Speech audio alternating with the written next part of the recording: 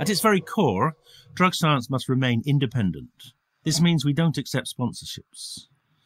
It's with the support of the drug science community we're able to do this and make the podcast in the first place. If you're able to become a drug science community member and support the show, you too will be supporting the dissemination of evidence-based drug policies. Without you, none of this would be possible. For anybody interested, there's a link in the show notes. Thank you. Hello and welcome to the Drug Science Podcast with me, David Nutt. Here we're bringing together experts and activists for a rational, honest and informed conversation about drugs. Welcome to the Drug Science Podcast with me, Jo Neal, and Dr. Hannah Thurgur. Hello, Hannah. How are you today?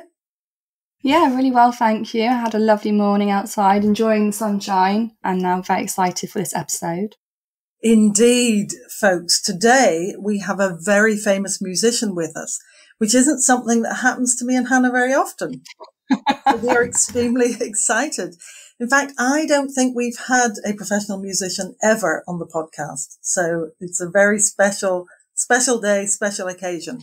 So today, everybody, we have Mr. Jon Hopkins, who I was looking at Instagram, and he's recently been cited by the New Yorker magazine as one of the most celebrated electronic musicians of his generation.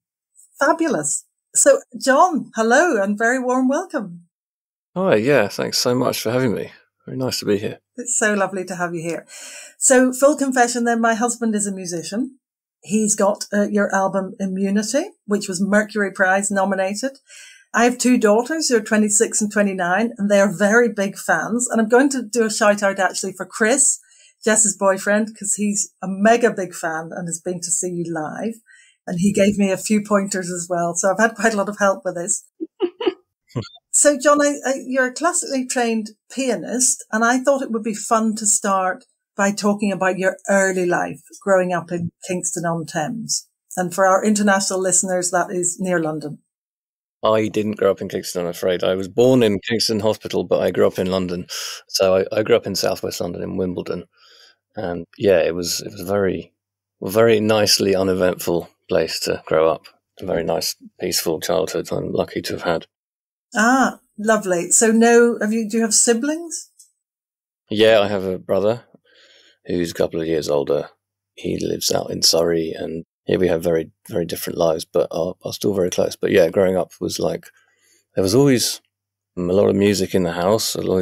Every drive was accompanied by music. So my parents were both very, I didn't play anything, but just loved music. And there was a sort of shared appreciation for sound and music in the house. My dad had some good speakers, and I used to sit there and get transfixed by various pieces of music. So yeah, it was nice. That's lovely. I like to think we've done that for our daughters. They don't play music as such. My husband does, but they're really, really into music and spend a lot of their money going to gigs, I have to say. So yeah, how did you start making music though? Because I'm hearing that wasn't something that your family were particularly interested in. Yeah, so I mean, I would say that my parents were very supportive when I started showing an interest. So it kind of came about through being at a friend's house who had a piano, and I think maybe my friend's parents noticed that I was very interested in sitting at this piano and maybe more interested in that than hanging out with my friend. So I just really clearly remember the feeling of playing a piano for the first time. And I think I was about 3 or 4. I was very young, but I was, that word transfixed again. It was just this kind of quality to the strings and the way the sound would evolve. And so, yeah, my parents put a kind of little practice piano at home, and I just sort of figured it out, really, taught myself, and was only really interested in improvising. And then when I went to school, parents thought it was wise that I started having lessons. So and I eventually got really into the classical piano learning until about the age of 16, 17. And I was playing concertos and did a lot of concerts, and it was amazing in that it exposed me to that kind of music. But ultimately, I view that as kind of unrelated to what I ended up doing. And of course, it is holistically, it's not unrelated, but it felt it at the time. What I really wanted to do was make electronic music and compose and create sounds which hadn't been made before.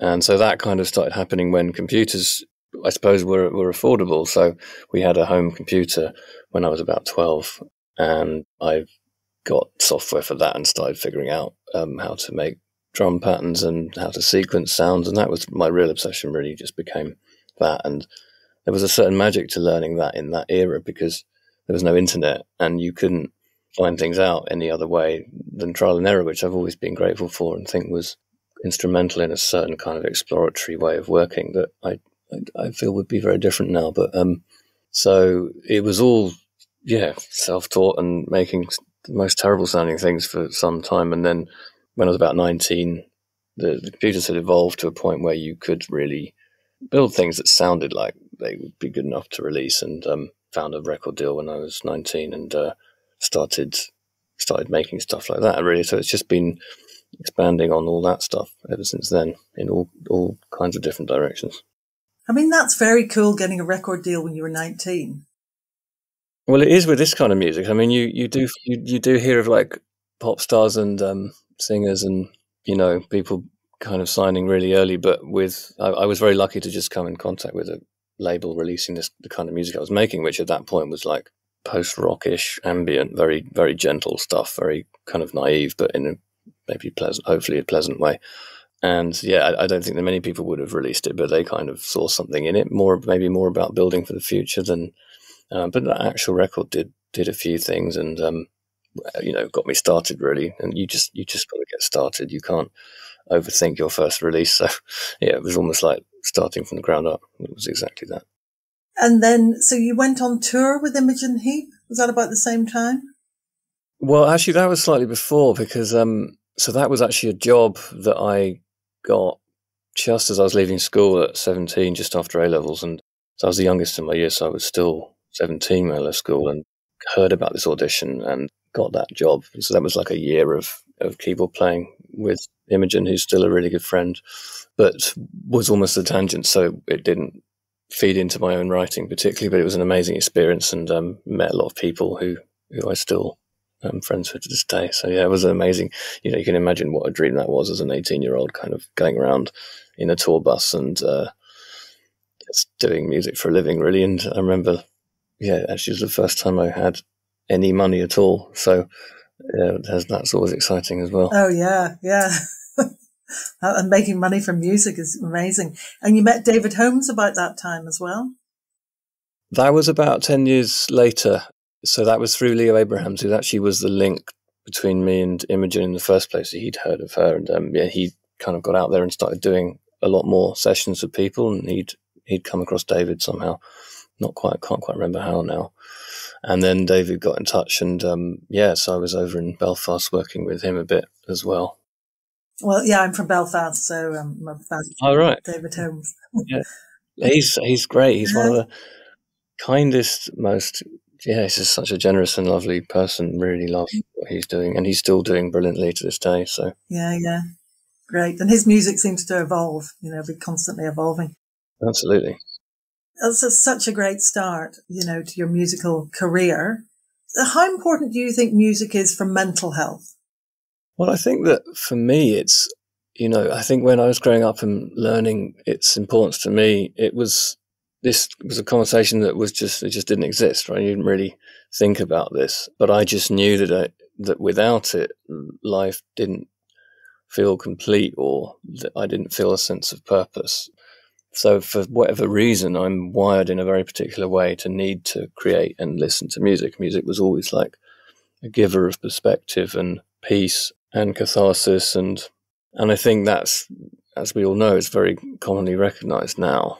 If you just take the most basic example of like ambient music for relaxation, and then of course it can go a lot deeper than that.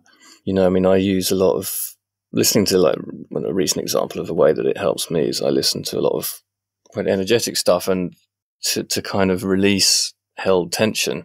And I really recommend like having like a qigong shaking practice because as you know, I think like we can all, there's a certain tendency to think, oh, it's all about calming down, but it's actually about releasing stuff. And I think music can be really critical for this. So, I mean, and then I will often do things intuitively like that. And then you'll read later there's evidence that supports how dancing or shaking is actually And these are all ancient practices, obviously, that as the West, we need evidence-based reasons to do, but actually they're things that the human body, in a very felt way, can gravitate towards. So, and I think all these things without music don't feel so coherent. I think that music ties various parts of the psyche and the spirit, maybe, and the body all together. Yeah, I think the emerging evidence now just for the power of music combined with dancing, particularly with drumming music as well, particularly that component is really, really coming through and just being discussed a lot more. Even if we've known that there's this kind of evidence, we're now having that really being researched properly. And what was your experience like growing up in London? And did you go out much when you started to get into electronic music? Did you have that experience of clubbing or going to raves? Well, it's funny. So that all came a lot later for me. So my teenage years were very reclusive, and I got kind of inadvisably heavily into cannabis. And whilst there were some extraordinary experiences that came with that were positive, there was also no real guidance and it's a very strong thing. So it kind of led me into this very shy, reclusive space. And I was, learning how to make music, but the idea of being in a club would be like the last thing I could possibly imagine wanting. So I was making more of this kind of ambient stuff and listening to stuff which didn't really have a danceable element. And it wasn't until I started making music that had a beat to it that I actually started finding myself in the club environment. So in my late 20s, early 30s, I played a lot of shows all over the place and started getting exposed to DJs and understanding that actually clubs could be very loving and fun places to be. And, it's not part of my life really. I mean, now I'm kind of mid-40s. I just can't do the all-night thing at all. It's just there's no way anything is worth that kind of punishment that you get after that these days. I just had a few festivals this year, and so I'm not really performing anymore, but I did like 3 or 4 this year, and got a bit carried away afterwards, and it's just like, wow, this is not worth it anymore. Really not worth it. It's a shame because it's just as fun when you're doing it, but there's something amazing about being in a room with a load of people all dancing to the same beat. I mean, it's a classic. Again, it's like something that's existed for thousands of years, and we have a modern version of it. And it's interesting how that kind of unconsciously formed for humans and will probably always do in different forms. Completely. And I think that's why festivals have such a huge impact for so many people. And, I always argue that they can be actually very therapeutic in themselves. Yeah. That kind of escape from your everyday life just for 3 or 4 days, often with lots of different types of music, with people, with dancing, sleep deprivation as well, which also contributes to some degree. So I'm interested, though, how you made that switch into the slightly heavier music. Did you stop smoking cannabis and then that kind of happened? Or was it you were exposed to a certain type of music? Or did you eventually go to a club and that got you into it? Well, yeah, so cannabis use kind of stopped when I was 17, I think, because it had stopped being pleasant and had started being very unpleasant, actually. But I was kind of trying to get back that magic feeling I had in the early years. And then it was many years later that I started making, I feel like I didn't have an interest in making edgy or hard or dark things, maybe because of my life. I feel like maybe I've always felt more inclined to like lean into the shadow side of things in music when I'm actually happy myself. So my early albums were very gentle and didn't really contain anything abrasive at all. And then, it was when I was 2009, when I was 29, was the first record I made, which had a kind of strong drum and kind of bassy element. And then when I was 33, I made basically a full kind of club influence record. And so around that point, it was more of, I'd had some very kind of important MDMA experiences, which had very much guided me towards that and to understanding the kind of a trance-like state you can get in from particular forms of music that had that particular four-to-the-floor kick drum, which characterizes techno and other styles. So in a way, I think the different drugs had resulted in guiding me into different styles. And then in the end, I kind of don't really do anything anymore. But I feel like you can, there's a reason why particular rhythms emerge from particular medicines that are within cultures. And it's fascinating. And maybe sometimes you need to experience that before the music will make sense. But that's how it was for me, I think. Okay, I guess you've got genres which tend to be typically associated with certain drugs as well. So I can see how the influence would come from each of those drugs at different times of your life. So you started with the cannabis, then with MDMA. And then when did you kind of move into psychedelics? Was that later in life, or had you always dabbled in it?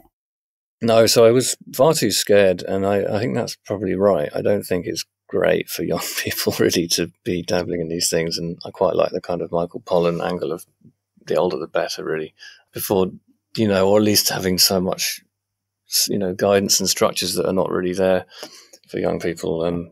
So I had a random magic mushroom experience when I was 26, and it was amazing. It was very much about nature and on the beach, and it was not an internal world thing. It was much more of a seeing nature as it really is for the first time type thing. It was very powerful, but then I didn't really do that again.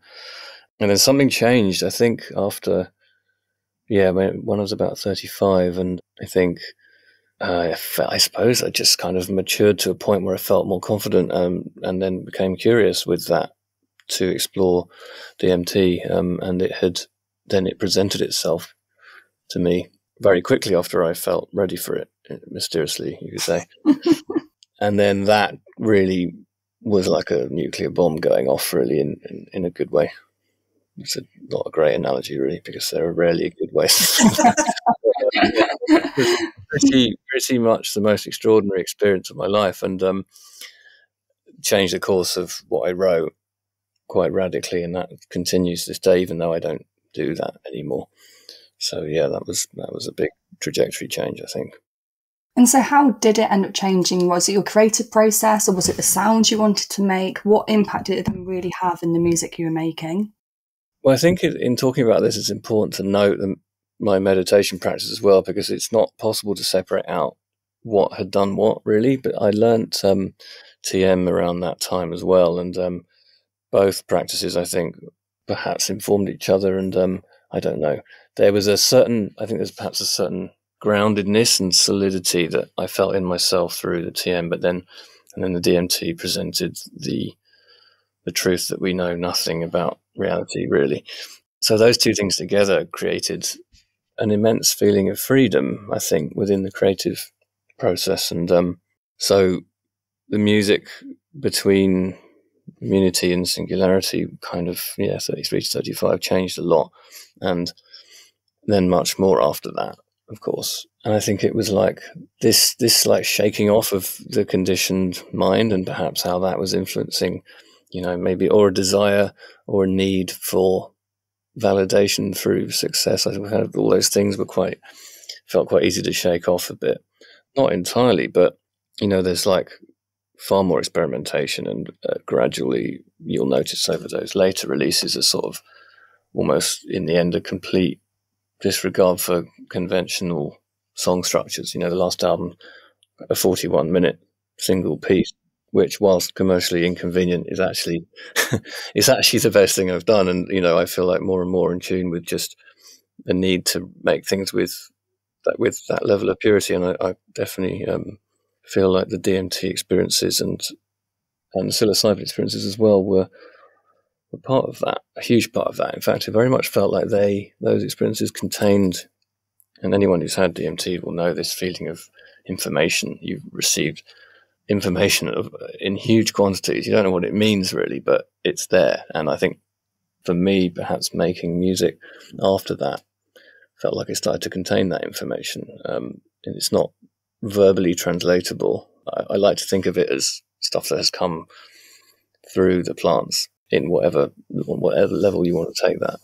But the fact is, you've ingested something, and then you create something later, which I think is encoded with that information.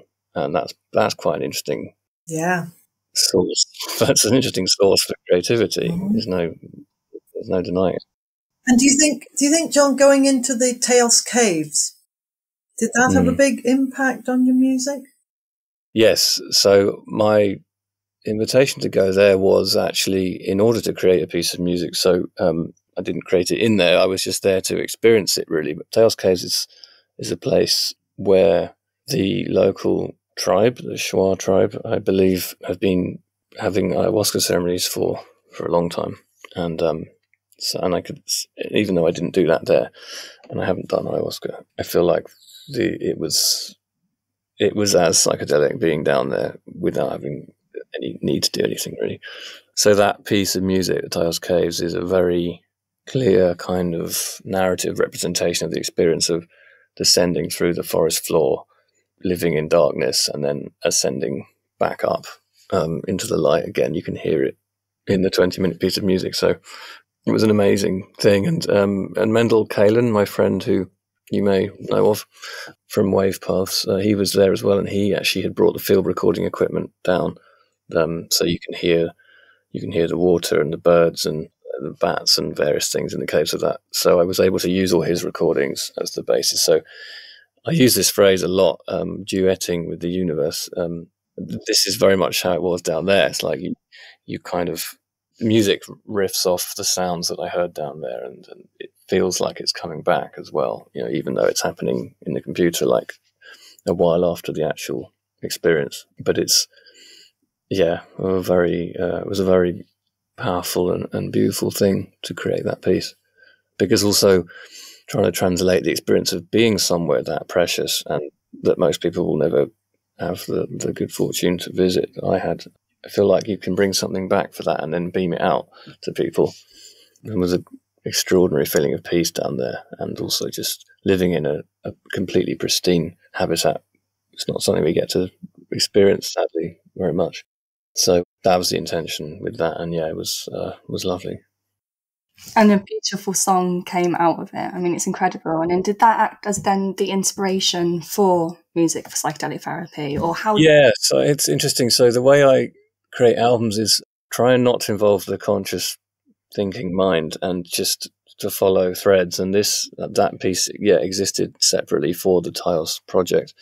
And then I think we entered COVID times, and then I'd been contacted by East Forest and ended up with this amazing Ram Dass talk to work over. So the piece Around the Fire emerged just a few months later. And so I had these two things. I had the Taos and I had that. And I was like, this sounds like the middle of an album. This sounds like the end of an album. And then I just started to, all this other information and amazing stuff started flowing. And before I knew it, there was a whole record done.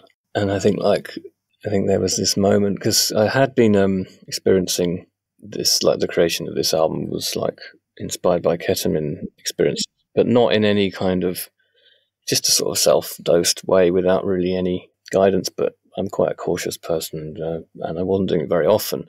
But I did find that there was a very particular depth in which it's possible to listen to music with that particular medicine. And like towards the end of one very potent experience, when the album was probably approaching completion, but it didn't have a name, the actual title appeared to me within the experience, almost in lettering. And I remember thinking, wow, that's quite a on the nose title. I mean, but it's like, no, that's just the name. It wasn't really up to me. So I did meet with some resistance from some people in my team, but it's just, that's the name. So that's what it is. Yeah, I didn't really feel like any choice in the subject. So the ketamine, did that sort of change how the album ended up? Yeah, well, what I found was that it allowed me to commune with the music or live within the music as if the music was a physical structure. And I do feel that to a degree anyway, but the degree to which that becomes true when combined with ketamine is so profound, it's so extraordinary. And I intuitively feel it's not good to do it often at all, so I would limit it to just every few months or something, and I would listen back to the album which was exactly the right length for the acting time of that medicine. And I would find that I had very deep insight into what was needed to make it work, what was needed to make it better, and some sections which weren't working, I couldn't figure out why, and then I would go in through the ketamine portal and discover that I knew exactly what was wrong and what needed to be. And it's if listened to quietly, it's a gentle album, but actually listened to on headphones properly at reasonable volume as part of a ketamine experience is actually quite emotionally intense. And so I kind of really need to make sure that I knew what I was talking about, really. Musically, I had to make sure that it was nothing that was abrasive or jarring, because people are, if its intended use is stated in the title, you've really got to be careful with people, really. So it was funny, because it was like, obviously it gets sent out to reviewers and they're all reviewing it as if it's supposed to be listened to normally, but it's like, there's a clue here in the title. You can't, it's not an album, really. It's like a structure you inhabit, and not to say it can't be listened to sober, and people have had some nice reports of meditative experiences they've had with it, but it is for this particular thing. So I had to be informed really about how it would work. And it's interesting, I've never listened to it on any other psychedelics, but friends have, and I've heard reports of people having, strong psilocybin experiences with it as well, and it does all kinds of different things. That I think, as long as the intention in making this kind of thing is pure and you get the music right, then it's not really up to me what experiences people have, and you just got to make sure it's as curated as well as I can, and people feel safe and held by it. Really, that was quite key as well. Yeah. Is it used for psychedelic therapy in trials? Or? Yeah.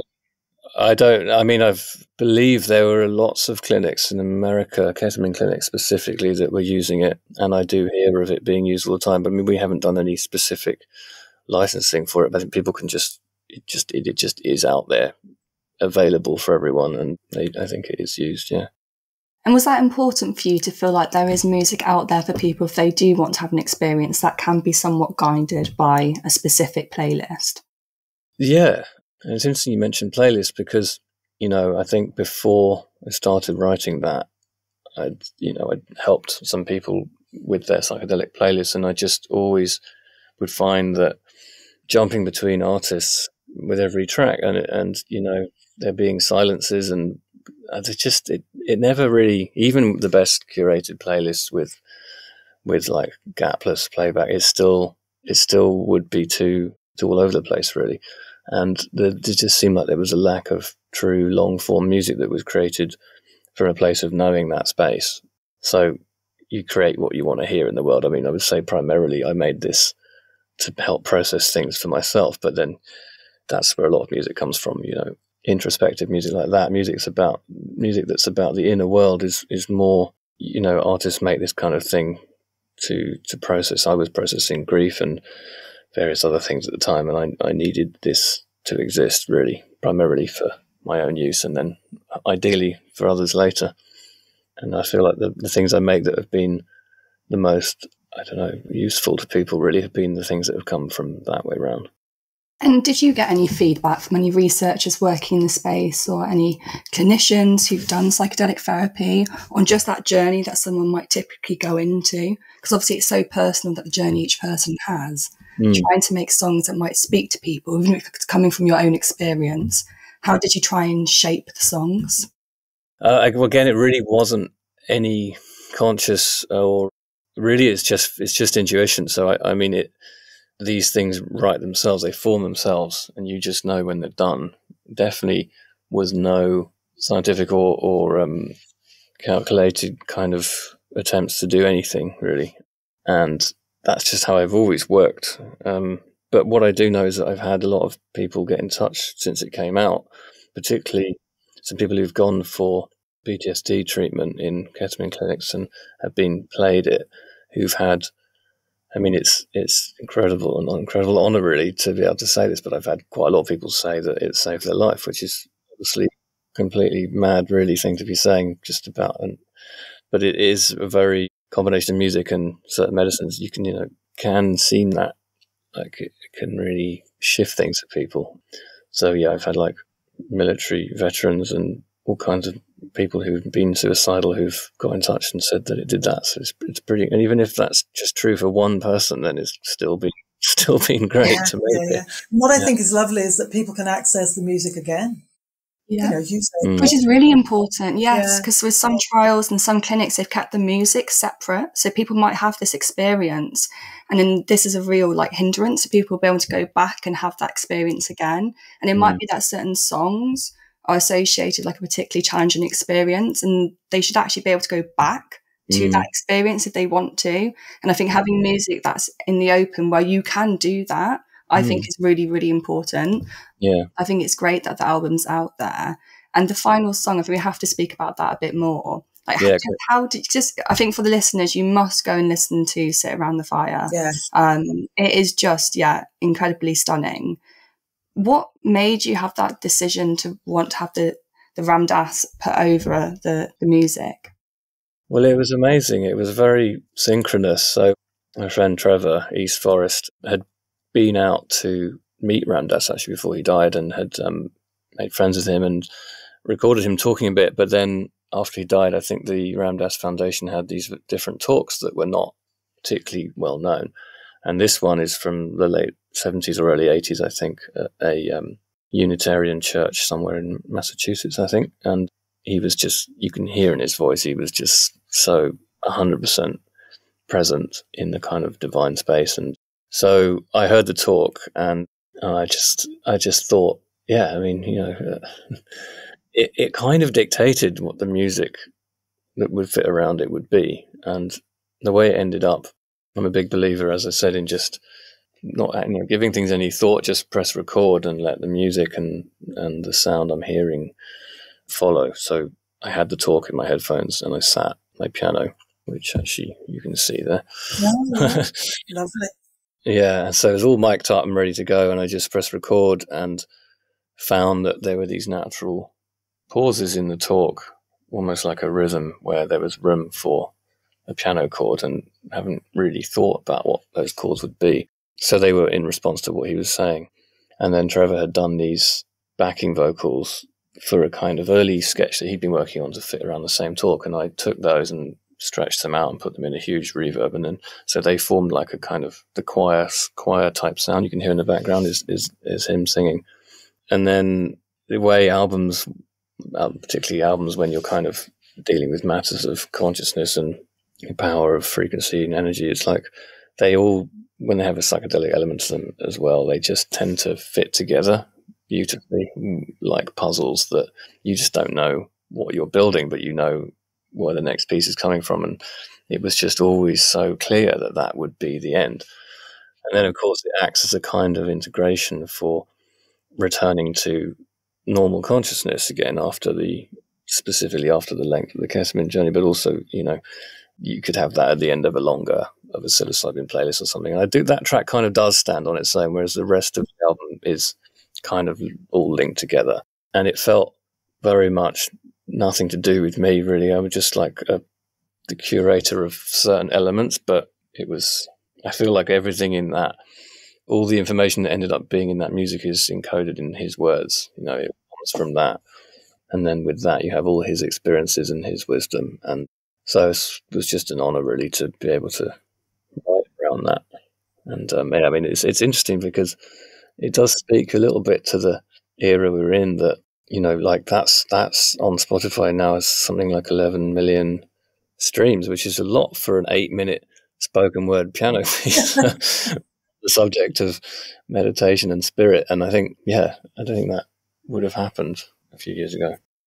I like the way it's a kind of integration, Hannah. You come and a landing song. Yes. That's often how people describe it when you're coming out of a particularly intense psychedelic experience or ketamine experience. Mm-hmm. Having a song or something that you can listen to when you're just coming back round to reality, a song that can hold you in that space so well, is stunning. And it's 11 million views, and it would be so interesting to know in what different states people have listened to the song in, because it'll be so varied. Some people probably listen to it under influences of psychedelics, maybe after meditation, after a yoga practice, maybe even on their commute. You just really don't know. That's what's so amazing now. You have no idea. It's something I actually love about the internet era. Well, there's so many things that are not great, but the fact that music is just out there in that way. Like, I've had people say they listen to that song like every day, or they listen to it sometimes many times in a row. And like, yes, you're right, yoga classes all across the world, like it gets put on at the end of yoga classes. And once I've finished my work on it and released it, it's sort of none of my business what happens to it. I like surrendering it entirely to be out there and doing its thing. And you're right, I think, it is fun to think what uses it's had. So I'm thinking about, the traditional shaman kind of approach to music say if you're in the Amazon with an ayahuasca experience, tends to be singing, doesn't it? It tends to be the Icaros. So that's kind of, I know the music is so important, and you talk about vibration. Yes. Singing and your music does all that. Yes, and I think that I haven't had ayahuasca or shamanic experiences actually at all, and I just definitely don't claim to have that level of, there's a certain, almost, it feels like scientific level of knowledge, very scientific level of knowledge that comes with the real shamanic practice and the Icaros, and my understanding of what they do is very, very different from what I'm doing here. I mean, I don't feel like I have clear knowledge of what it is I'm doing, but I have a felt experience that it's right. And whether that's true or not is not for me to say. But I create a kind of modern equivalent for this, with this album anyway, a particular kind of framework that allows space for your own psyche as well as providing a kind of safe container. And then, but yeah, after that, I mean, the more recent album, Ritual, is like a very different beast, but it is coming closer maybe from the shamanic direction, in that it has kind of a rhythmic component and a very long hypnotic component, and definitely guides you into much more serious a space, or perhaps much more intense a space, as it has an enormous climax, and it kind of drags you almost through your shadows a bit. So, and it doesn't have a prescriptive title in the same way, but it's very much coming from the same space. In fact, it's almost like the rhythmic counterpart, or the yin yang, equivalent. I saw you describe it as like a tool for opening portals within your inner world, and it really stood out to me because that's how I try to describe the psychedelic and psychedelic therapy. We always describe it as the tool to facilitate the healing, or for accessing those hidden emotions that are harder to access normally. And I think music is almost, for some people as well, can be like that psychedelic. It just facilitates those emotions that need to sometimes just come up. So do you still feel like the new album Ritual has that therapeutic process or potential for people? Was that your intention when you were making the album? Yeah, I mean, I think the intention was less obvious in that I didn't have a very specific, like, this is the title, this is what it's for, apart from to say it's a ritual, which is, I think, clear from listening to it. You can hear people lighting candles at the beginning, and you can hear there's a lot of stuff going on there. But I think this one's more about the earth and the body. So perhaps psychedelic therapy was about working with the mind and working with more pure emotional material and perhaps safe ways to explore trauma. Whereas this one, I feel, makes me want to move. It's really, really energetic and very hypnotic and very long. The idea is that you can get lost in those rhythms, and kind of, we haven't had events really where people are up and moving to it, but I kind of always saw that as it, really, like a kind of outdoor freaking out, like dancing, doing whatever, just, really letting go to it. And people tend to sort of listen to it in quite a sedentary way, as if it's very intellectual music, but it isn't really. It's supposed to be. But that's just like, it's new, and we're still figuring out how to present it, and people are reporting all kinds of different experiences from it.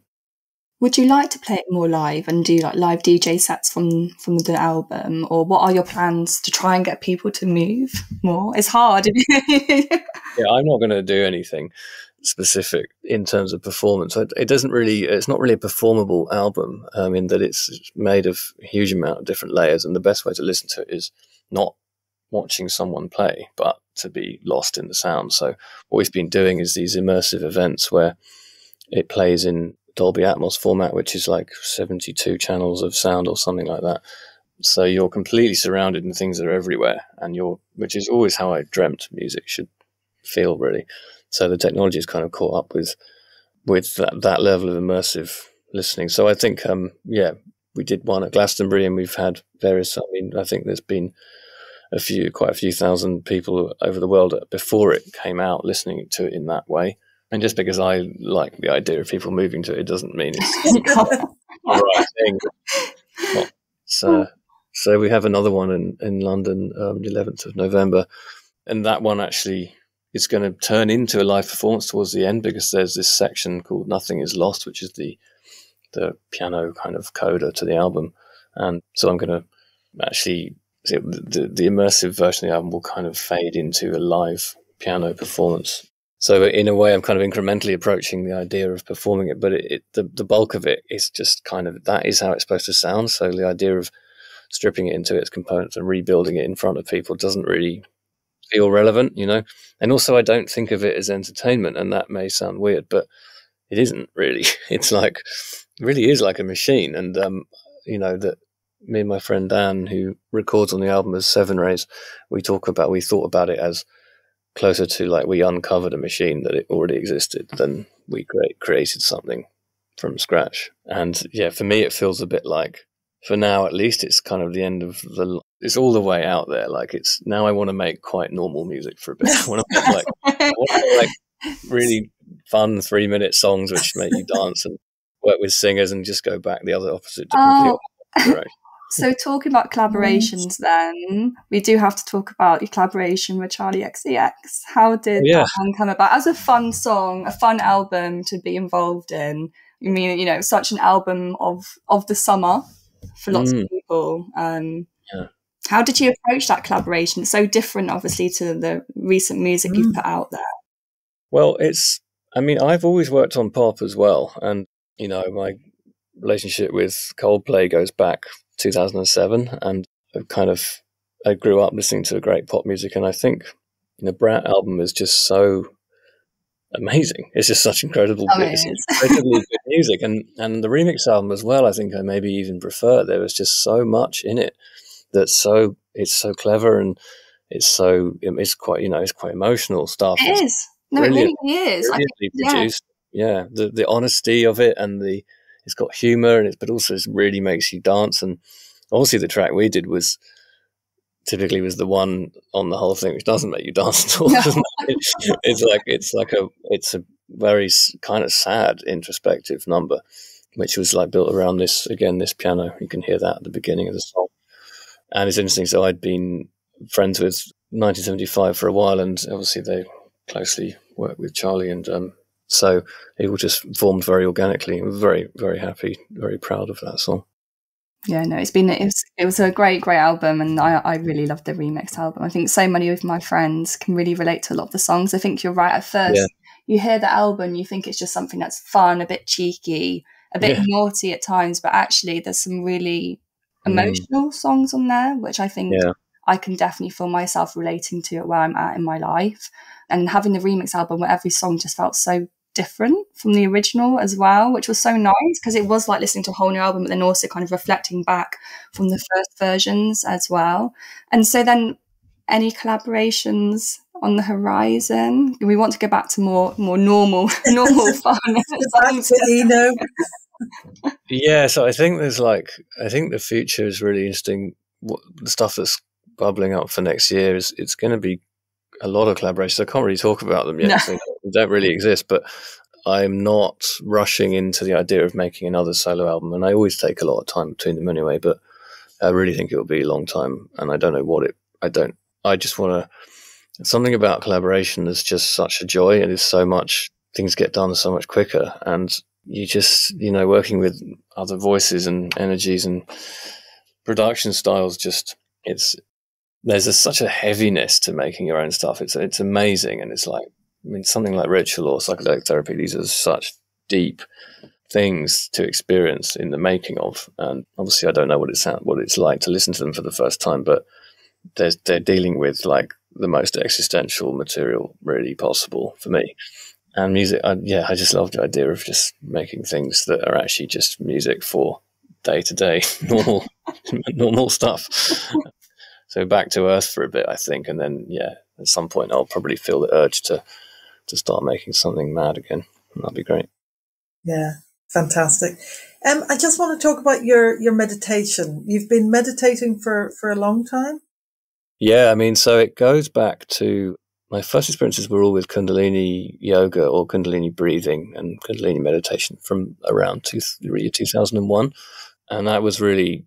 I just learned from a book on my own, and just found these techniques to be very powerful, and started to, I suppose, forge a link between mind and body that had been perhaps broken a bit in teenage years and with various traumatic things that had happened. And being able to enter something approaching a psychedelic space without taking anything was amazing. And to have tools to calm my nervous system and tools to feel the touch of vastness and the touch of infinity, that was all really amazing. But as a practice to rely on entirely, it can sometimes be quite ungrounding, actually, that level of mad psychedelic breath work. And the teachings behind Kundalini are quite kind of guided by one person as well, which is like not always ideal. And then he turned out to be a nightmare anyway. But anyway, that's a difference.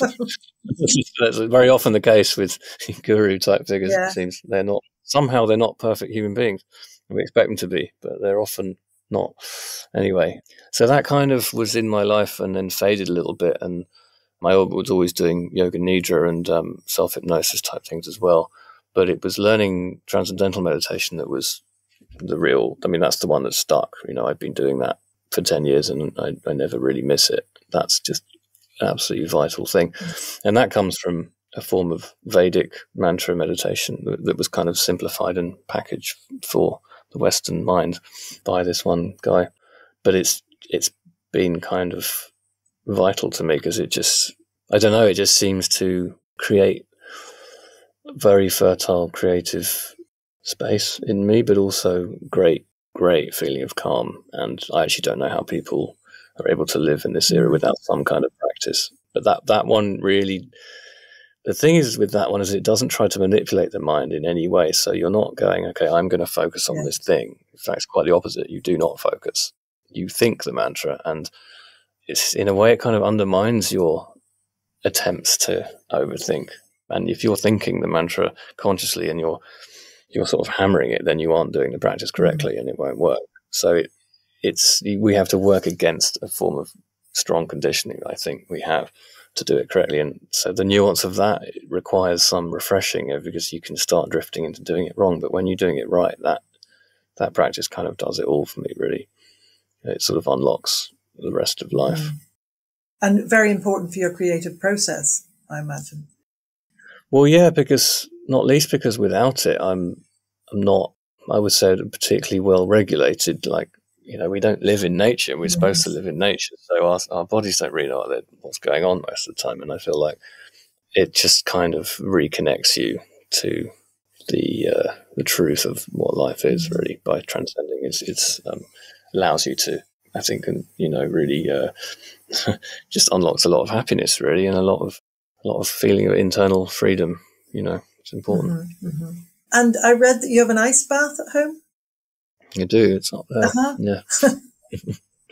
Yeah, this is great. I mean, sauna and ice, these, again, very well studied and popular things, but I got into the ice bathing thing 7 years ago after listening to Wim Hof on a podcast, and it was more about the breathing at first, and I couldn't imagine getting in the cold. And then, anyone who's tried it, well, you go sea swimming. Yes, you don't breathe much. first you have to kind of, and I learned through Wim's method how to breathe through it and how breathing through it is the answer to not freaking out in the water. So I have the ice bath down to 2 degrees, and obviously you don't look very relaxed when you get in, but within 30 seconds or so, I can be completely calm in there.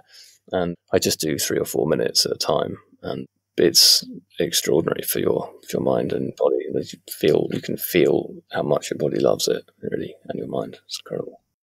Yeah, we interviewed someone, didn't we, Joe, a while ago about the health benefits of sauna and cold water, swimming and ice baths. It's fascinating. I mean, in London now, there's such a craze for the community saunas. They've become so popular. I go to those as well. Yeah, I mean, me too. They're great. I think people are just looking for, different ways of healing and coping with city life. And it just shows they've popped up everywhere now, like all over London and in other cities. They've got in Bristol now as well. Yeah, it's amazing. It's so good because it's like a different way of hanging out. Like, yes, we're so used to like nightlife being the way we hang out and drinking and restaurants and whatever. No, that's all great, but this is such a nice, healthy way of like hanging out with your friends, and you're in the sun in the morning, which is really good for you. Sitting outside in these amazing pools, or like Yeah, I mean, they're all wood fired as well, so it just feels really organic, and everything about it is great. Yeah, they have them here right by the sea, so you can run in and out. That's lovely. I didn't know there were a lot in London. And are they paired with cold then? Do they have cold water nearby? Yeah, all of them, yeah. So you can plunge like in between like the saunas. Yeah, and it's really funny because you'll just be like in the middle of like the city with high rises. So not quite looking out into the sea or around nature, but in London it's kind of the compromise of what you can get. And I guess we were talking just offline before starting the call about the importance of routine or rhythm, as Jon, you were saying, or rituals. Reflecting back on your album, I think people seek rituals in their everyday life in whatever form that might be.